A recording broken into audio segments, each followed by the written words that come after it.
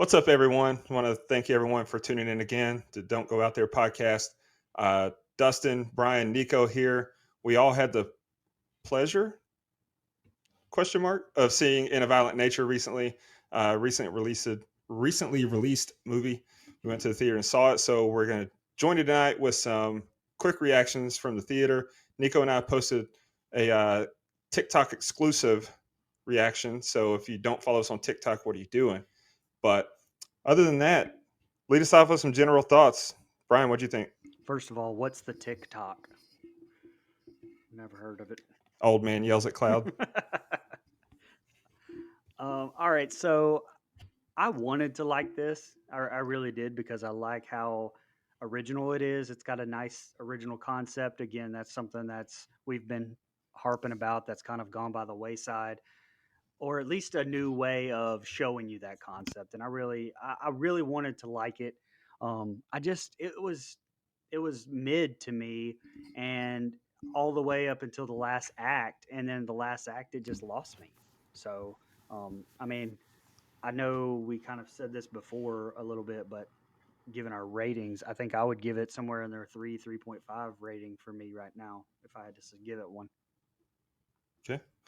Nico, Uh, hold on. Before you go, Nico, how about the fact that Brian said, "What's TikTok?" and then used the word mid to describe something? So, yeah, anyway, go ahead, Nico. selective youthfulness, right? Don't try to Uh, overtalk. Anywho, uh, listen, man, this movie's not perfect by any means. It's definitely not great either. But quick thoughts. I'm not mad that I went and saw the movie. I'm not mad that I took my time to go see it. It was interesting, really good kills. Uh, but when we get into our pros and cons, I'll dive deeper into that. I don't regret seeing the movie. I do agree it's mid throughout, but I would be probably like in the 5 to 6 range, just because I enjoyed something a little different.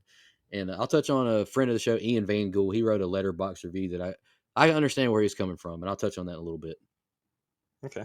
So for me, I went into this movie relatively blind. Like I told you guys, I think right before I went to the theater, I didn't watch the trailer beforehand. I didn't read about the movie. And then right before I went, I did. And I told you guys that this movie is like, it seems like it's going to be someone copied Jason Voorhees' homework, but didn't want the teacher to know. And after watching the movie, yeah, that's pretty much what it was to me. I'll get us kicked off with the positives, though. We'll go positives first. I thought the atmosphere was great. The wood setting and everything was really well done. I love the lack of score. Like it made you feel like you were dropped in the woods and you were there with them. I know Brian's shaking his head, but I really did. I appreciated that. Um, and another thing is going to draw his ire. I love the aspect ratio. Listen, if Why? you're gonna, What's the if you're point of that gonna, fucking I'll aspect tell you, ratio in this? if you're gonna make a pseudo 80 slasher, why not go all out? This movie feels like it was made. I know it wasn't, and there's cell phones and whatnot. The characters are modern, but this movie basically ripped off everything the 80s has to offer. So why not get the aspect ratio right? Uh, the movie did drag a little when you're following Johnny through the woods, but I think it was intentional. Like we were experiencing this as he did. He walked for miles through the woods, and I feel like we were doing that with him. So I think that really helped to build the tension and build the atmosphere as well. We did get some really cool shots, like he'd be doing something and he would pause and he would be just framed perfectly. It's like not center of the screen, not taking up the full screen, just like kind of a few steps back, looking at him, and we got some really cool shots out of it. I can tell you right now, we're gonna get some really good Almost Friday memes out of this movie, and so be on the lookout for those when we drop them. So hats off to writer and director Chris Nash for the most part. We do have some nitpicks about some choices, but for the most part, the uh, the directing and the cinematography was well done. Um, Was that pun intended when you said almost Friday? Like this was almost Friday the 13th. Like it was close, but yeah. it wasn't quite there. No, I mean like almost Friday, as in we're looking forward to it. Not like I want Jason Voorhees. We have Jason Voorhees at home, and it be this. Um, I love how methodical Rye Barrett moved. Like he stalked at a great pace. We've talked about that a lot when we talk about actors portraying Jason Voorhees. I think that his speed, his movement speed, and just the way he carried himself was great. My only exception to that is when he was reaching in to grab the one guy's chest. Felt like that shot lingered for way too long. We didn't need to see that shot for 2 minutes. Is what it felt like. Um, got just a couple more. We got some really cool gore and kills. I don't know what the budget was on this movie because it's not listed, but they did an incredible job. There was a couple of times you could tell it was a dummy and not a body, but for the most part, the effects were great. The blood was very well done. We've seen countless times how the blood can be, the wrong color, the wrong consistency, and it just ruins it. And honestly, can almost ruin a movie. But they nailed it in this, so I like that. Um, yeah, so that's all I've got on positives. Brian, what do you like about the movie? First, I had a little bit of a. I have not seen anybody use this comparison either, and so, but this reminded me of, and it's because I used to play it so much. It felt like I was watching someone on YouTube play the Friday the 13th video game on PlayStation 4, and for a lot of it. Um, as positives, though, let's say the gore was good. It was great. Now that also goes into my negatives. It's kind of funny that me and Dustin didn't really care for the movie, but yet for different reasons. Yeah, That's what's interesting. Um,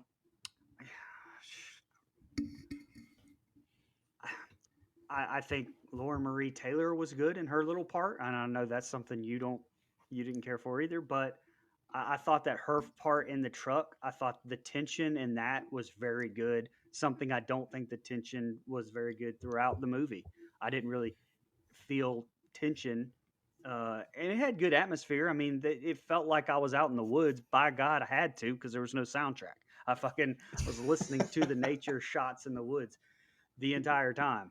But I didn't feel that tension that I wanted to, and but I did feel that at the very end. So I'll give that one definitely as a positive. That in the truck, I felt like, oh shit, okay. I kept waiting for him to bust out, kept waiting for something to happen to them, and spoiler alert, nothing ever did. But I felt that tension.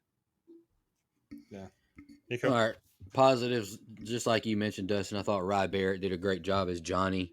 Uh, Cadence, kills. I even like the look. I like the old school firefighter helmet. I know some people have made fun of it, say it looks like a Minions or that villain off of SpongeBob. Whatever.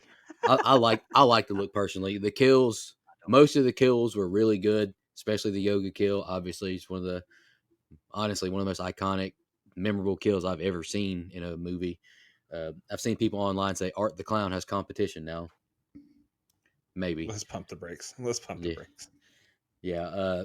I agree with you, Dustin. I noticed in my theater as well because I was like in the second row, and there was legitimately 3 feet on each side of the big screen that was like not showing anything. I appreciated the aspect ratio. I like the no soundtrack. I like hearing Johnny walking through the woods, even though it does get monotonous. Ian Van Gool, friend of the show, he just like you wrote, Brian, campy 80s slasher in a video game format. When we follow along with Johnny, it's like playing a video game. Anytime we watch from another perspective, it's like watching a cutscene from that video game. It's brilliant. I mean, I agree with that. I mean, I don't think the issue is with Johnny or just following him personally. I know I've seen some Yeah. people say the movie doesn't have tension. Listen, we've watched every Friday the 13th, Halloween, Chucky, Nightmare on Elm Street, any of you can insert any slasher movie. We've probably watched it on this show. I don't really watch slashers for tension at this point because they don't scare me anymore. I just watch them for fun. I just watch them for the hell of it. Like I think James G. Courtney is great, but I don't think any of those movies are tense per se. I just like watching their performance, and I think Johnny gave a great performance. Brad Barrett, I think he gave a great performance. And I agree with you as well, Brian. Lauren Marie Taylor, friend of the show. I hate that I missed her interview because she seemed so bubbly and wonderful. I thought she did a great job acting as well. I do agree with Dustin. We mentioned on the TikTok thing. The end in the truck does drag on way too long, but I think she did a great job. Yeah. And before we get into the negatives, Nico, you mentioned the look of Johnny. So that's another thing I meant to touch on. Early on in the movie, they only showed his head from behind or in the background of shots, out of focus. I accepted that. I thought, okay, we're probably not going to get to see his face, and I'm good with it because I was worried that it would look awful. because like I said, I'm not sure what the budget was, but I can't imagine it was a whole lot. But when we finally got the face reveal, I thought it was good. Looked great, especially the eyes. I thought the contacts were a great choice to make his eyes look like that. Also, the lip and teeth decaying looked pretty good. So I'm good on them for that. And Nico, you mentioned the mask. I too didn't have a problem with the mask because it makes sense. This happened 70 years ago is when he was killed. They put that fire as an era specific mask that would have been available, especially if they buried him at a fireman tower. So I thought the mask was fine with me. Let's get into the negatives though. Look, point blank, the acting was bad across the board. Outside of Laura Marie Taylor, Brian, you mentioned that I didn't really care for the car ride at the end, and I'll get to that, trust me. But it wasn't because of her. She was the best acting in the movie. She was the only one who seemed believable. The rest felt and sounded like they were reading a script, possibly for the first time. No disrespect. I know acting is incredibly hard. That's why so few people get to do it for a living. But to me, it felt like the actors didn't spend enough time with the script. Like they hadn't familiarized themselves with the characters enough to make them their own. And it felt like it was a first time reading. I don't know. It was just the cadence, the way they delivered the lines didn't work for me. Hand in hand with that, the dialogue was bad. Just bad. The actors should have made the characters more of their own. But then again, maybe Chris Nash, the director, didn't allow them to do that because he also wrote the movie. Maybe he was sensitive about his work. I don't know. Also, I didn't really like the premise. Okay, the necklace was enchanted. How? Why? Also, in the opening shot, like the opening shot of the movie, the necklace is hanging on a pole, but there wasn't a hook on the back of the pole. How was it hanging there? Like we got an overhead shot of the pole sticking out of the ground. There's nothing that it could have been hanging on, and it didn't look like it was hanging across the top of the pole. It looked like it was slid down a little bit, hanging off the back. So a detail so small really soured me a little on the movie from the get-go in the first few minutes. And then, how was he killed 70 years ago as a kid? Why was he a grown man when he's resurrected? Like, how does that make sense? And why were his clothes in such good shape? Like, why was his flesh not decomposed more? I get that we're supposed to suspend disbelief with the premise, but that did bother me. I can't lie. Major, major, major criticism. How the hell did no one hear or see him at all? This is the heaviest walking motherfucker I've ever seen in my life, and no one ever heard him until Yoga Girl heard him step on a stick. And then multiple times throughout the movie, we're following the killer, so we're seeing things from where he's standing. Other characters would be, facing his direction, or their heads were turned within seeing distance. If they have any peripheral vision, they would have seen him. Like, it's like he was invisible. Yeah. What the hell was that about? And then the last 20 minutes of the movie, I checked my phone to see what time it was, and then I checked it again when the credits rolled. So the last 20 minutes of the movie absolutely sucked to me. Moron jumps out, gets hacked to death, which we knew what was going to happen. Okay, I can live with that. That's not the part that bothered me. He's whispering, quote unquote, at what sounds like normal speaking volume, including the loudest shush I've ever heard in my life. And then once he gets killed, the excessive hacking. It was funny at first, but Jesus, at some point it's not funny anymore. Another thing about that sequence. So I'm from East Tennessee. I've spent a lot of time in the woods. I've never heard the woods be that loud. It sounded like damn banshees in the woods, or like they were in the jungle. And how did she get a stick through the leg? Like, she's running, then all of a sudden she gets a stick through her leg. How? And then Johnny never found her or heard her screaming or nothing? Okay. We get some great shots when she makes it to the road, but she's standing there and we see the woods for miles and miles. She's in the middle of this road. It's another one of those great framed shots. But that car ride just took for fucking ever. All to give us an ending. What was that ending? They had us feel like Johnny was going to catch up, and they built this great tension, but it never pays off. It never happens. The woman gets out, ties her leg off, and it took forever. How long does it really take to tie a tourniquet? We get some great panic in her eyes as she's scanning the woods looking for Johnny. Roll credits. What? Like, we didn't even get a satisfying final girl showdown with the villain. It's just that ending. What the hell was that? And I'll shut up for now because I don't want to get too fired up. Brian, what do you think? So, I mean, Nico, you mentioned you don't watch this for the tension, the slashers for the tension, and I get that. But to me, I mean, if you're talking about Halloween, like you discussed, I get that because I root for Michael Myers and anybody. Most people do, so you don't really whatever.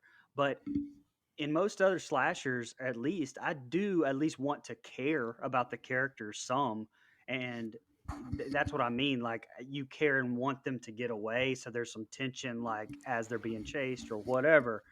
I didn't feel that at all in this movie whatsoever for any of them. The only, like I said, the only time I felt that tension was in that truck at the end. Um, I would have. I wrote this down while I was in the theater because I was literally me and my wife were the only ones in the theater the entire time. So I had my phone out, and so I was taking some notes as I wrote, and I wrote this down because I wonder, and I don't know if it would have worked better or not, but I wonder if they would have should have fully committed to the first person point of view. Maybe when they swapped too much, it almost got a little bit too, I don't know, too weird for me. And when they swapped, it became yet less unique. If that makes any sense to me. So I did appreciate the test of trying to put a video game format into a movie and kind of see if it would work. I know it's been done in a couple, but not in horror. And so I thought it was at least unique enough to it drew my interest. But when they swapped from that, I didn't love it. Um, the kills, I had a positive for the kills, but in my opinion, they went on a little bit too long. Like the kill you're talking about, where I guess where he rips that girl's head through her body, for example. Um, if that was, let's say, Jason, and he's did it real quick and snapped it through, would have been awesome. But it was the slowness of every kill. It was it dragging. It was being so slow and almost just focusing on the gore porn. It kind of lost me a little bit. I was just like, man, okay, like why did you need to cut his arm off first before you cut his head off? Like it was little stuff like that. It was just like it was like, hey, I want to show you some gore because I don't have a story, and that's what kind of lost me a little bit there. I did not care for the lack of soundtrack. Um, some parts I thought, okay, that was fine, but others I was like, man, I need some soundtrack. It got like you said, monotonous and boring after a while. I and the opposite, I did not like that mask at all. I wish he would have gone fully Jason head face because he looked good. It looked gross. I don't. I did not care for the mask. I understand that it was specific for the time. Yeah, but it wasn't scary to me. Um, Also, what was specific for the time is Halloween 4 when we talked about him not having a mask anymore, just picking up that random mask at the gas station. It made sense for the story, but to me, it was still a bad mask. If that makes sense. I put the same thing about nobody can hear him walking. It's crazy because the sound of everything was so magnified. You could hear people talking, inside the cabins like they were sitting right next to you, which was like, huh, are they doing that just so we know what they're saying? Or are they doing that because he has like super hearing? Regardless, you could hear him breathing, stepping on every fucking thing ever. And how do you not hear that? It was crazy. Because I mean, this big old fat dude, and I'm not trying to hard on that. I mean, he's just a big guy. And by the way, if you're walking around the woods all the time and that's all you do, man, maybe you wouldn't be so fat. Just saying, like like he'd be a little bit better in shape. Um, That's an old corn-fed boy. He ain't fat. He just but thick. But that's I think that's all my negatives, honestly. I think I've said everything. My biggest thing was not caring about the characters whatsoever. And sometimes that's fun whenever you're rooting for a killer like Jason or something. You're just okay, these are just fodder for murders. But in a movie, especially that I don't even know who the killer is, I wanted that. That's all. No, I feel you 100% on that. I didn't care about any of the characters either, except Lauren Marie Taylor, just because she's Yep. familiar to us. But like when I watch like the Terrifier movie, I know y'all aren't big fans, but I just like watching Art's performance. And I kind of, after a little while watching this movie, I kind of just went that route as well, just watching Johnny's performance. But I agree 100%. I don't think personally, Dustin, I do disagree a little bit. I don't think the acting was bad per se. Like, I mean, it wasn't great by any means, but like I think Thanksgiving has god awful acting. Like that's like the most abysmal stuff you'll ever see. But like a lot of those 80s movies that we love, the slashers, they don't have the best acting, but you care about the characters. You know, they have fun lines. They have memorable attributes about them. They have memorable scenes. You know, like even if the acting's not good, you at least care about them. We didn't care about any of these characters, No. and So while to I do, to oh, tou- go ahead. Go ahead. well, just to touch on that, I agree. The acting doesn't have to be the best if they're well written. When you No, pair them together, they're when you terribly pair the written and yeah. bad dialogue. So I didn't care about the characters at all, and the dialogue was bad. So when you pair that, the acting performances they can't be subpar. So that made the acting seem that much worse. That's what I meant by the acting being bad I across the board. I agree 100% with you on that. I don't think they were terrible actors. I just think they were written terribly and they had bad dialogue. Yeah, We praised a lot of the kills. Well, Brian kind of did, but they did get drawn out too much. And me and Dustin touched on the same thing in our TikTok thing. Why did you do the sawmill, the log splitter on the arm, and then do the neck? Like it's just yeah. you're just filling time up. But Why? there's some kills. It's like it's right off screen. You don't see anything, and then you just like the first kill. Like you don't even see it. He's there. Then all of a sudden he walks by again and he's got a bloody hat and then like he's missing a limb. But we didn't see it. So like if you're gonna be a gore porn movie, at least show it to us. Or gonna be a kills movie, at least do it. Drowning a girl, come on. Like we didn't even see like him pulling her under. Like we can at least see Johnny pulling her under. Like, like in Jason Lives at the end, whenever he's pulling Megan under, like show us that stuff. At least we can like feel for her while she's drowning. And I do have a complaint about the yoga kill. I hear where you're coming from, Dustin, where she ran to the edge, but she had enough time to run horizontally. Like she could have Yeah. ran a different direction. She just stood there and just got hooked right in the back. Listen, any good running backs coach is going to tell you run north south. You don't run east west. She would have. That's just wasted yardage. But no, you ever heard the phrase "scared shitless"? Like she was frozen in fear. I Moan was guess too that's the only big, way you can pissed down her explain it. leg. No, but another thing that me and you touched on the other night, Dustin, was like when Buddy throws this axe, he like is a professional God. axe thrower, hits the dude in the back of the head getting help. But then like when he Yeah. throws it at the person on the four-wheeler, he like half-ass throws it, looking like I don't know what JJ Costco and Tino out there. Like, what are you doing? Costco and Like Tino. throw the damn axe.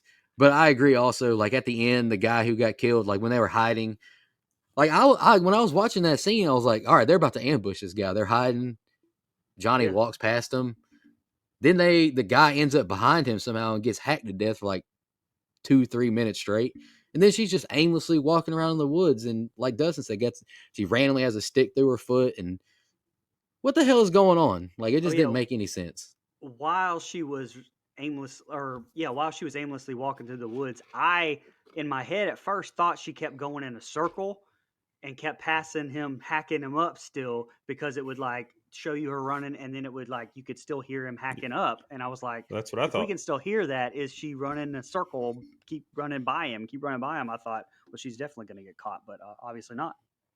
Well, see, that's what Thought I the thought. I same thought thing. she was running around, got lost. It's easy to get turned around in the woods, so Right. she kept in and back. Like Brian McKnight said, she ended up back at one again. But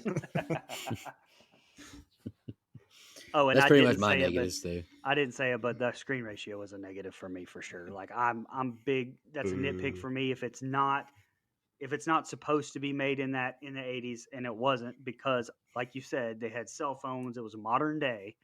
Then, and if it's not something we're seeing from that time period, it doesn't make sense to me to have it that screen ratio.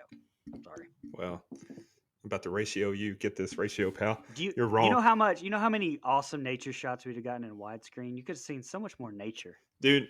I was expecting you to harp on the nature shots because we did get some, especially at the end. Like after it looks like she's made it out. We got some incredible nature shots. But Nico, to touch on one of your negatives there, you mentioned the lake kill. You didn't really like it. We didn't see her get pulled under or anything. To me, I think that was an intentional choice that worked for me because it made it seem that much more creepy. Like there were no bubbles. There was no struggle. She's just out there swimming, doesn't know what snuck up on her. And then the shot of just how it all happened. Like someone could have been 50 yards away in the woods and never known that she was pulled under and drowned because of how quiet it was. She did pop up and scream, half-ass scream once or twice, but like it was. I think that I appreciated it that much more because it kind of took a step back and let us see what it would have been like if you were there, how eerie and how quick it can go, go wrong. But uh, anyway, and then I want to touch on something you said, Brian. You said you and Heather were the only two in the theater. I'm jealous of that. So I counted while you were doing yours. There's the theater that I was in, Auditorium 6 at Regal Pinnacle, Turkey Creek in Knoxville, Tennessee. There's 169 seats in that one auditorium.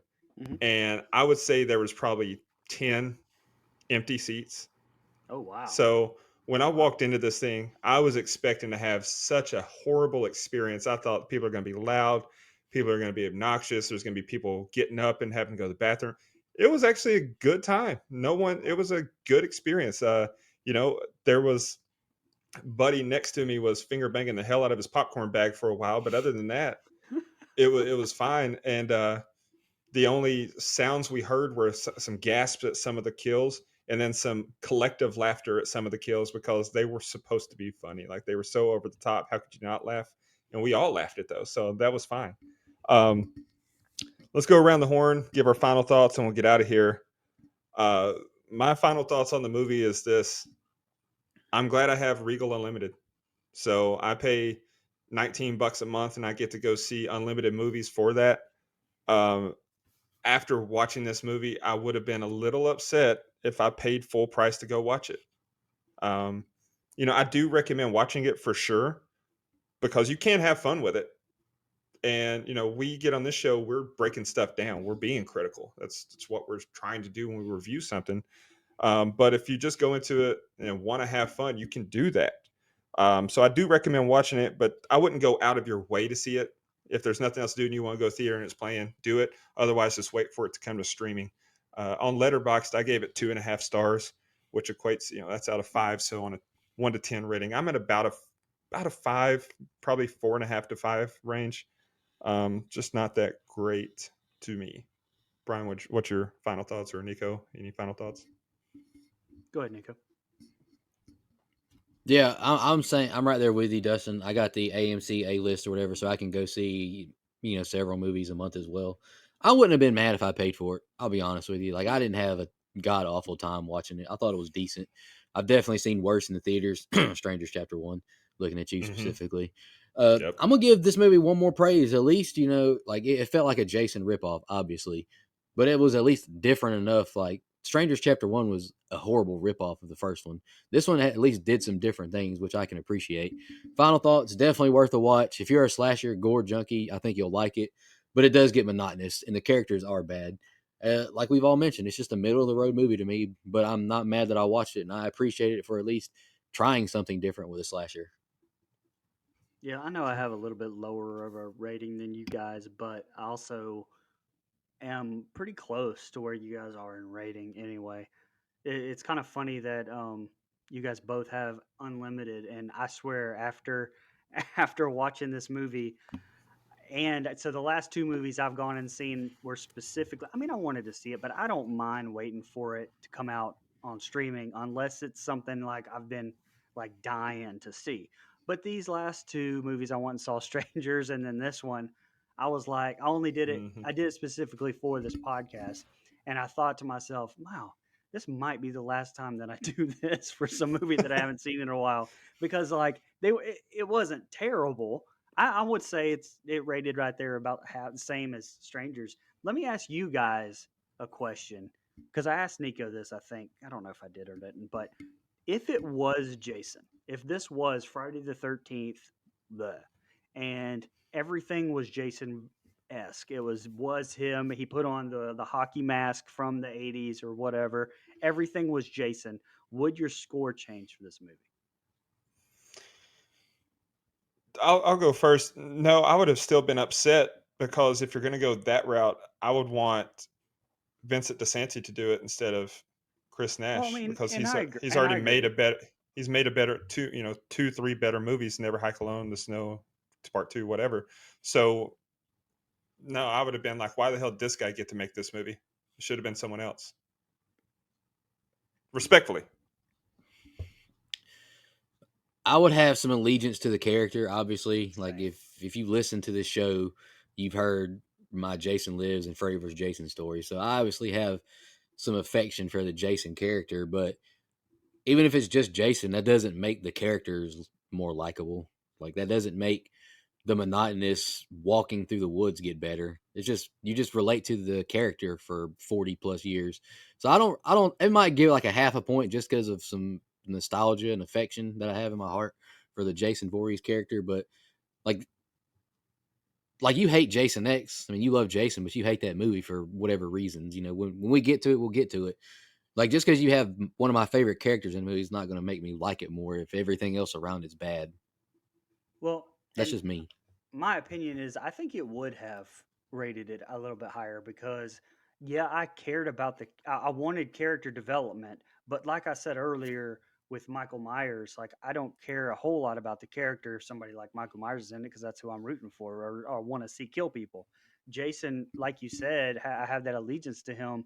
There are plenty of Friday the 13th movies that are, that don't have character development. They're just, the counselors are just fodder for kills. And I think I would have liked it better. And it would have been higher than some Friday the 13th movies just because they did something different for the franchise. And I liked it.